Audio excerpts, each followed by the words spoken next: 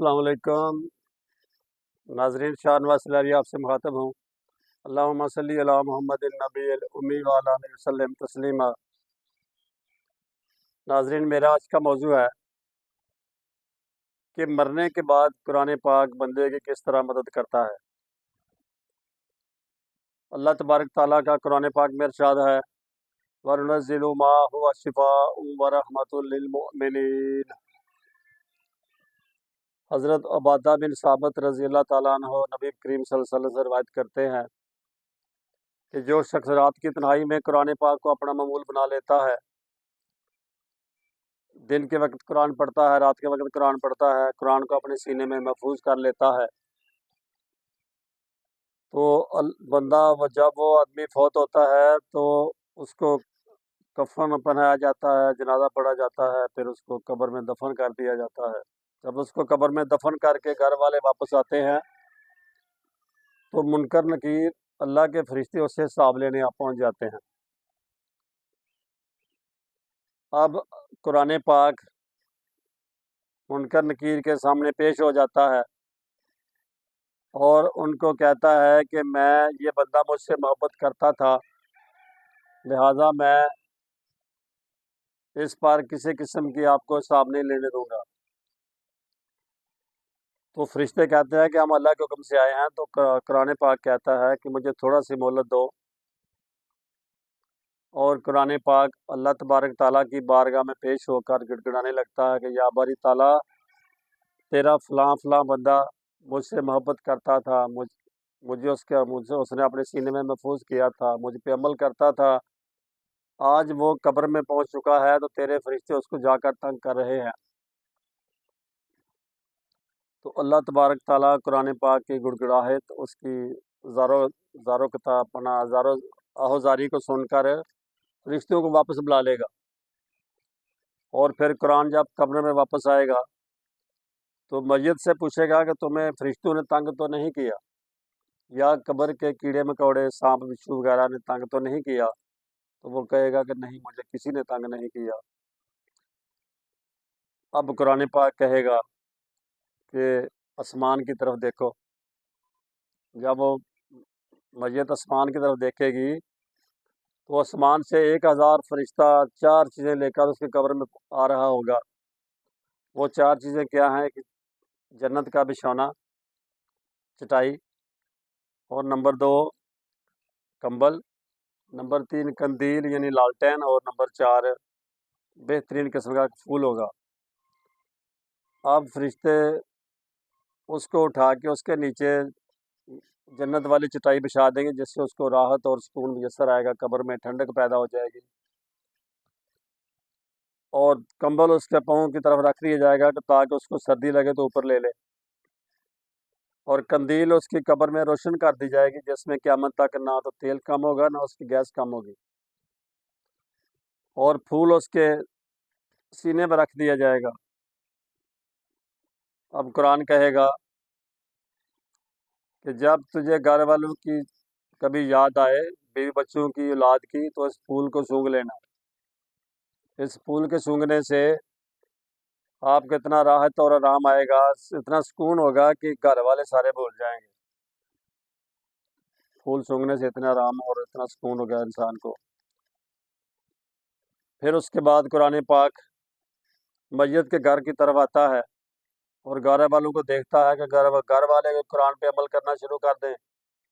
बीवी कुरान पढ़ रही है, बच्चे कुरान पढ़ रहे हैं, कुरान से मोहब्बत कर रहे हैं, कुरान पे अमल कर रहे हैं, तो वो जाकर खुशखबरी देता है मस्जिद को, और मस्जिद के दर्जात मज़ीद बुलंद होते जाते हैं। लेकिन अगर औलाद ने दुनियादारी में पड़ गए, बीवी बच्चे दुनियादारी में पड़ गए और कुरान को भूल गए, तो कुरान जाकर उसको ये बुरी खबर नहीं देता ताकि वो मस्जिद परेशान ना हो। उसके बाद आपका इंसान की औलाद बेवफा हो सकती है, बीवी बच्चे बेवफा हो सकते हैं, लेकिन कुरान बेवफाई नहीं करता। कुरान جنت تک انسان کو ساتھ لے کے جائے گا، میت کے ساتھ جنت تک جائے گا، جنت میں داخل کرنے کے بعد اس کا کام ختم ہوگا۔ نبی کریم صلی اللہ علیہ وسلم کا یہ بھی فرمان ہے کہ جب روز محشر ہوگا، اللہ تبارک تعالیٰ فرشتوں کو حکم دے گا کہ جاؤ جا کے قرآن والے ڈھونڈ کے لاؤ، قرآن سے محبت کرنے والوں کو تلاش کر کے لاؤ۔ تو فرشتے کہیں گے یا باری تعالیٰ، اتنی بڑے لوگ ہیں، اتنی بڑی خلقت ہے، ہم قرآن والوں کو کیسے ڈھونڈ کے لائیں، ان کی کوئی نشانی بتا دو۔ تو اللہ تبارک تعالیٰ کہے گا کہ تم لوگوں کے منہ سونگھتے جاؤ جن کے منہ سے عنبر اور مشک کی خوشبو آئے گی، وہ قرآن والے ہیں۔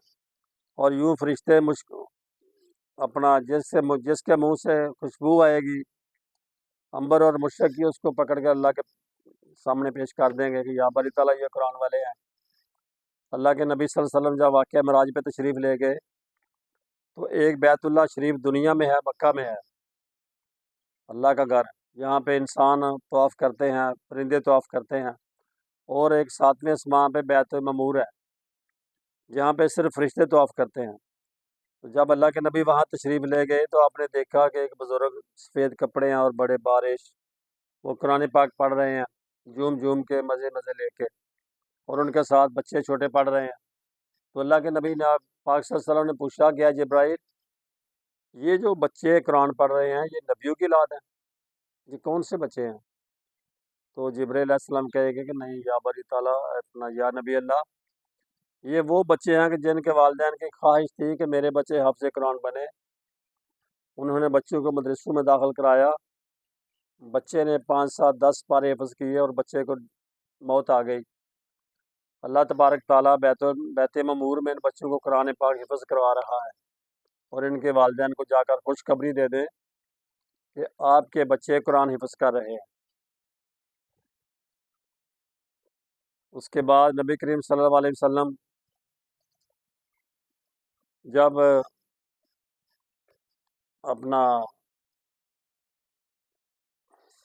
نبی کریم صلی اللہ علیہ وسلم معراج پہ تشریف لے گئے تو وہاں پہ آپ نے دیکھا کہ یہ بچے قرآن حفظ کر رہے ہیں، جس سے آپ کو بڑا سکون ہوا۔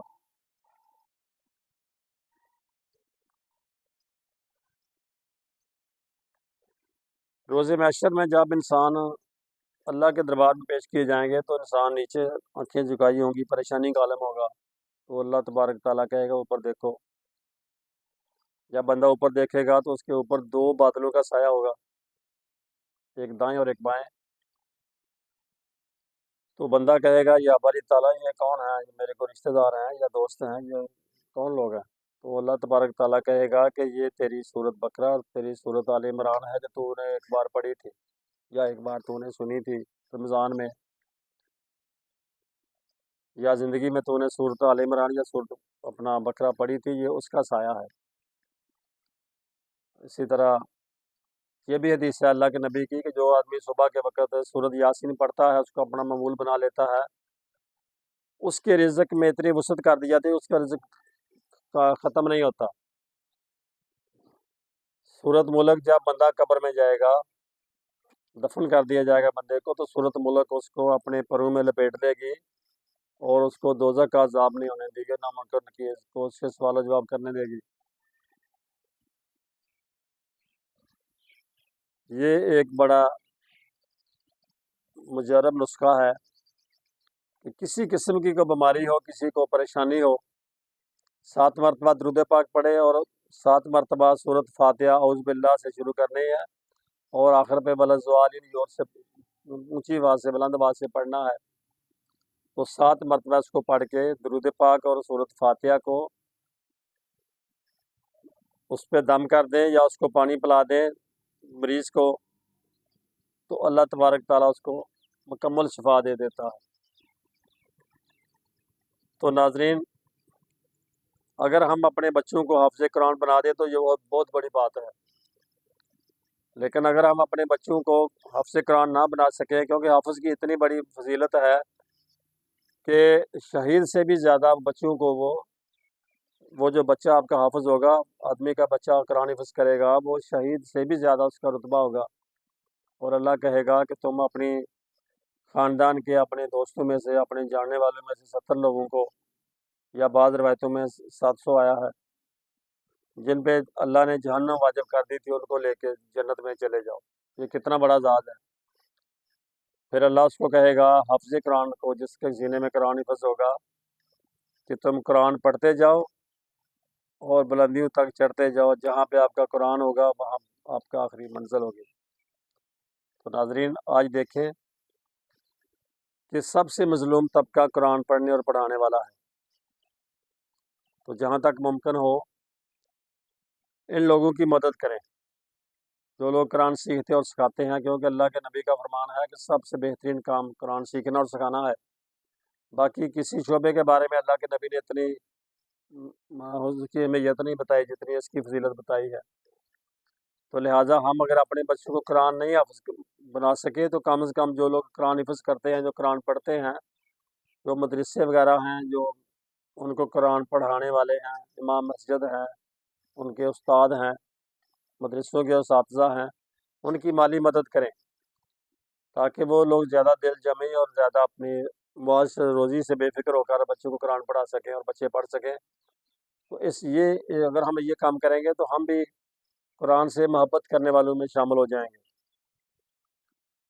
تو ناظرین، ہماری آپ کو یہ ویڈیو پسند آئی تو اس کو لائک اور شیئر کر دیا کریں اور اس کو سبسکرائب بھی کر دیا کریں۔ السلام علیکم۔